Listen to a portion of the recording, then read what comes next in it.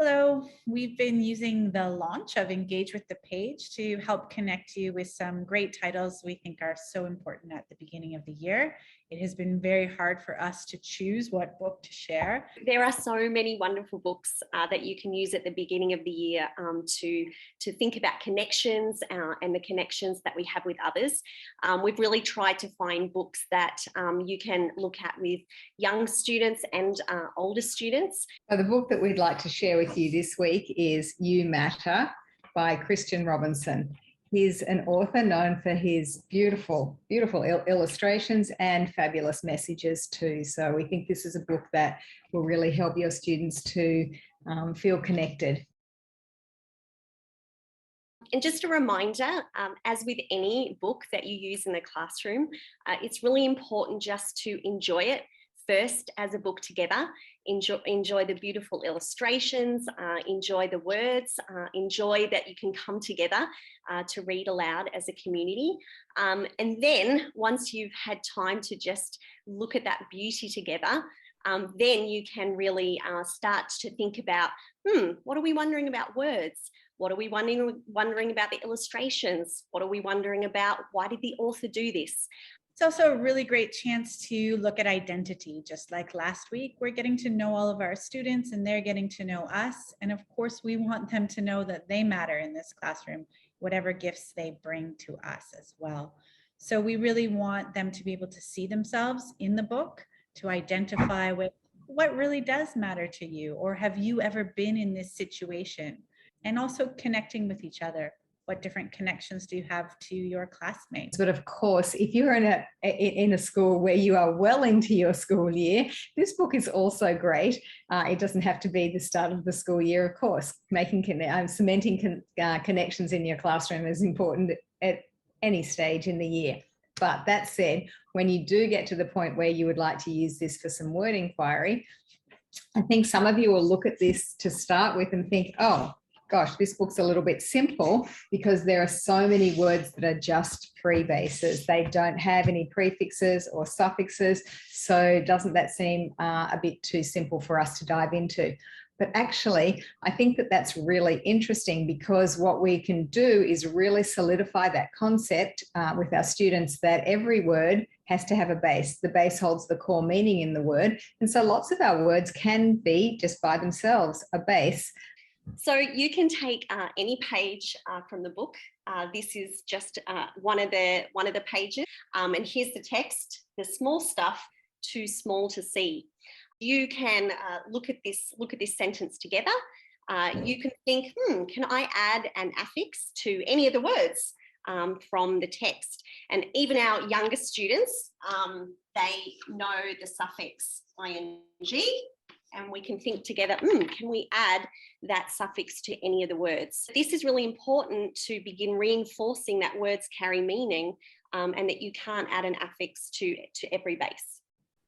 I think it's really great also just to take our word inquirers, our students, where they are and see what they're noticing.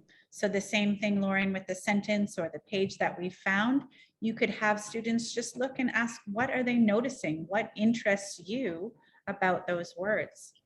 They might actually notice that a lot of those words have double letters. They might notice that they're at the end. Do they see double letters in other words? Where are they located? What letter do they see most often being a double? And even the spelling of two, T-O-O, and T-2-T-O, kids might be wondering why those two words spelled differently when they sound the same.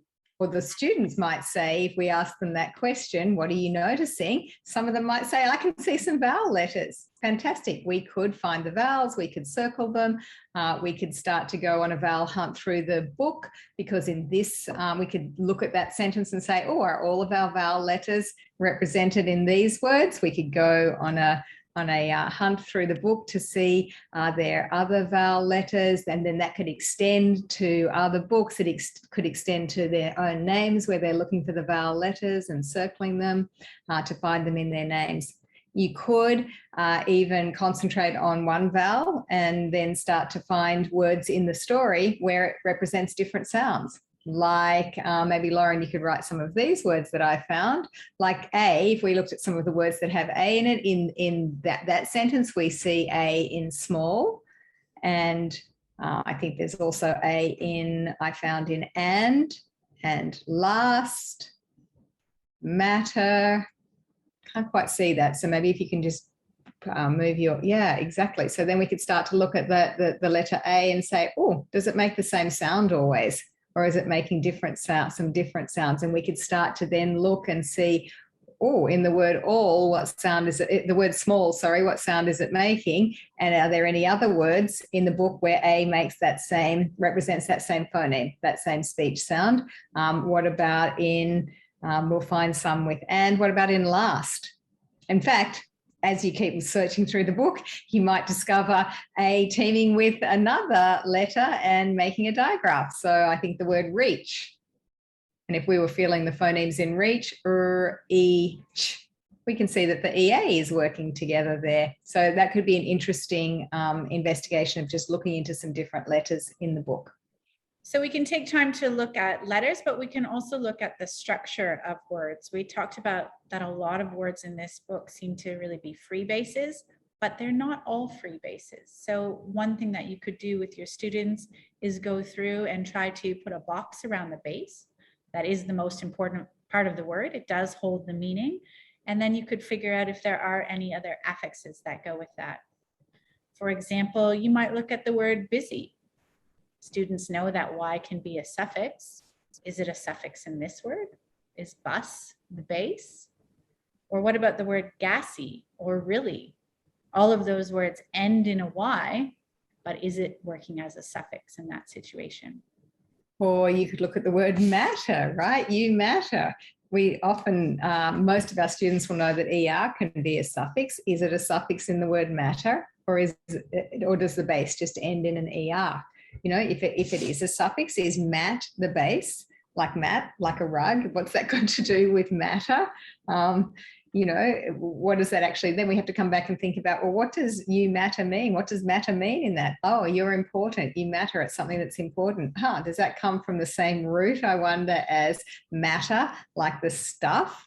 I think it just goes to show that you can really find anything in picture books to study in terms of word inquiry, but you could maybe take a look for some compound words. Do we find any compound words in the book? Yeah, and Angela and Lauren, I think, and Angela, I think actually there are quite a few compound words in the book. You know, words with two bases. So that would be interesting to look at. Or some of the other suffixes in there. You know, you said that we young students often know ing, and we'd have to see, do we see any words with ing in this book? Where the ing is a suffix? Are there any words where ing just comes at the end of the base? So I think it's just a really great way to start a discussion about word structure. Even if we don't know all of the answers right now, what we're doing is establishing in our students that all words are made from these meaning-based elements called morphemes, and every word has to have a base. And we're looking to see what's the base in the word. And if you're like me, we're about to start school without even having stepped on campus this year. So I don't have all my books and resources with me.